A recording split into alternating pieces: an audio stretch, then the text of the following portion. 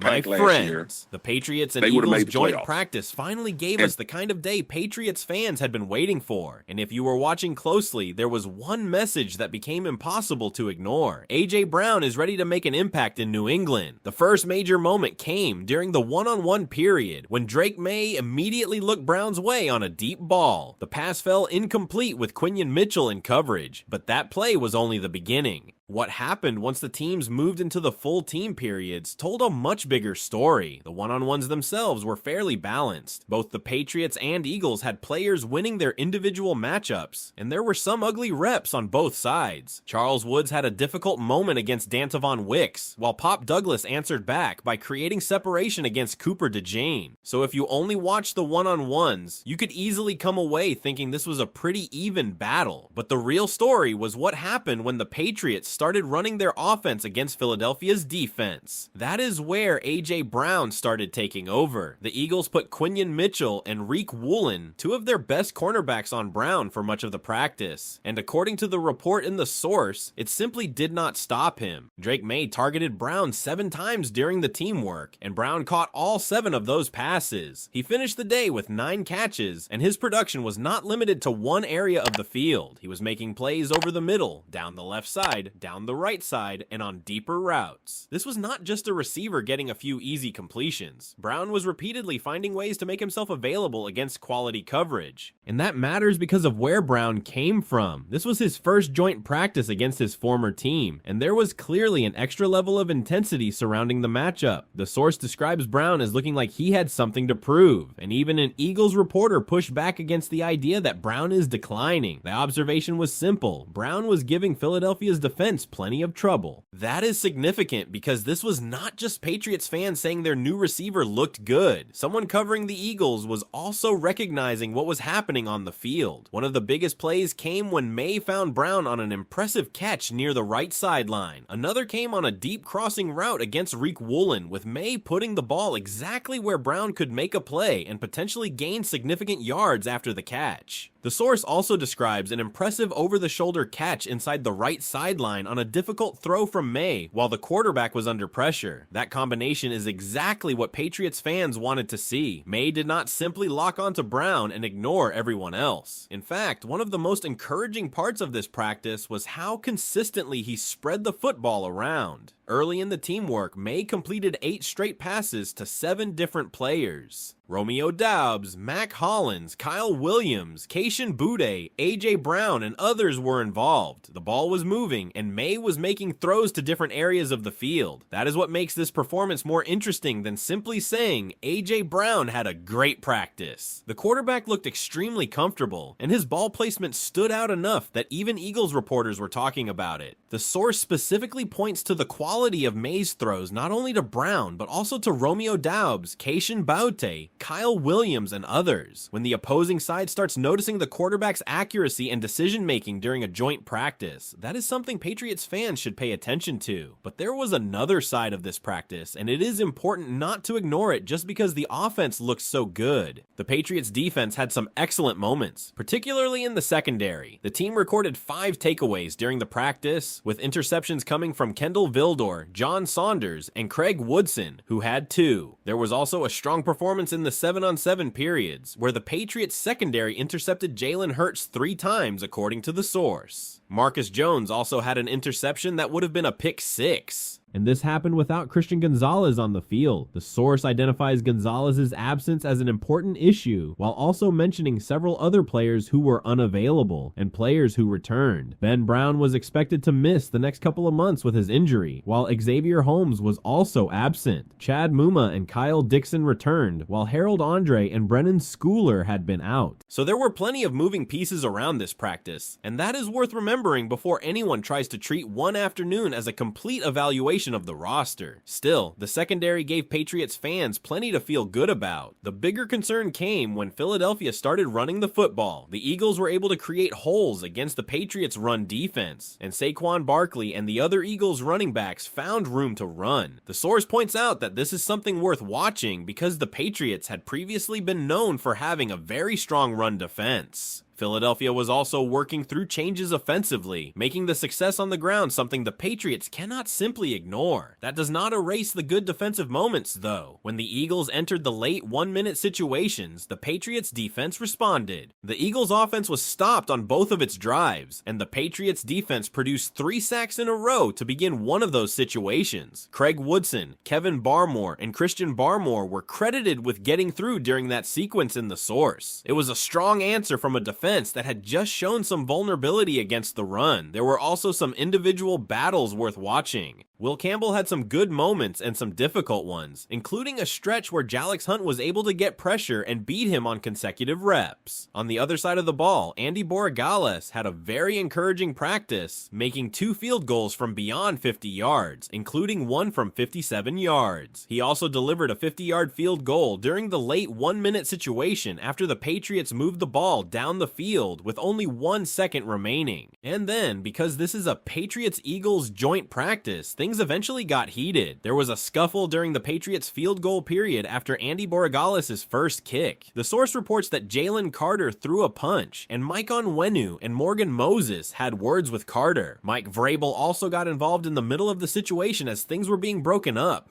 It was the kind of moment that reminds you how quickly the intensity can rise when 2 teams are competing against each other in practice. But when you put everything together, the biggest takeaway is not the fight, the interceptions, the run defense, or even the field goals. It is the connection between Drake Maye and A.J. Brown. Maye looked confident. Brown looked explosive. The Patriots were able to move the football against a very talented Eagles defense, and Brown repeatedly found himself in position to make plays. At the same time, the defense showed enough in the secondary to create real problems for Philadelphia, even though the run defense clearly needs more attention, and that is why this joint practice feels different from just another day at training camp. The source describes the Patriots as having a clear agenda and a clear message. They wanted to show Philadelphia that bringing A.J. Brown to New England was a move that can change this offense. Brown himself said he was ready to go, and what Patriots fans saw on the field backed up that confidence. So now the question for Patriots fans is simple. After seeing Drake Maye and A.J. Brown perform like this against Philadelphia, do you believe this offense is ready to take a major step forward in 2026? And how much confidence do you have in the Patriots after this joint practice? What made this practice even more important is that the Patriots did not need everything to go perfectly to leave the field feeling encouraged. There were obvious areas that need attention, but the overall performance showed a team that could compete with Philadelphia in several important phases. And when you consider the level of talent on the Eagles' side of the field, that makes the performance of Drake Maye and the Patriots offense even more interesting. Maye's day deserves another look because his performance was not built around one spectacular throw. It was the consistency that stood out. He was completing passes to different players, finding receivers in different areas of the field, and delivering the football with the kind of placement that made it difficult for the defense to disrupt the passing game. The source specifically noted that he was borderline perfect throughout the practice, following another strong performance just a few days earlier. That kind of consistency is what starts to change the conversation around a young quarterback. And then you add A.J. Brown to that equation. Brown's performance made it clear why the Patriots wanted him involved so heavily. Philadelphia knew where the ball was going. Philadelphia put some of its best corners on him, and Maye still continued to find him. 7 targets, 7 catches during the teamwork, 9 catches overall. Those numbers tell the story, but the way he was getting those catches tells an even bigger one. He was not simply catching short passes and falling down. He was winning on different routes, working across the field, and making difficult catches. The Patriots clearly wanted to establish him as the focal point, and Maye showed that he was comfortable giving his new #1 receiver opportunities even when the coverage was tight. That is also why the reaction from the Eagles side matters. The source includes an Eagles reporter pushing back against the idea that Brown is finished or declining. Instead, the observation was that Brown was giving the Eagles defense significant problems throughout the practice. For Patriots fans, that is probably one of the most encouraging details from the entire day. You can always get excited when your own team's reporters praise a player, but when someone covering the opposing team is watching the same reps and reaching the same conclusion, it carries a different kind of weight. At the same time, we have to be careful not to turn one joint practice into a full season prediction. The source itself makes that distinction. There were moments where the Patriots Patriots defense struggled, particularly against the Eagles' running game. Philadelphia was able to create holes for Saquon Barkley and the other backs, and that is something New England will need to monitor. That part of the practice may actually be one of the most useful lessons for the Patriots. When your offense is performing at a high level, it is easy to focus on the highlights and ignore the problems, but the run defense gave the coaching staff something real to evaluate. Philadelphia was able to move the football on the ground, and then that success helped create opportunities in the passing game. One example from the source was a deep completion from Jalen Hurts to Elijah Moore after the Eagles had established success on the ground. The Patriots did answer later, though. That late 1-minute period was important because it gave the defense an opportunity to respond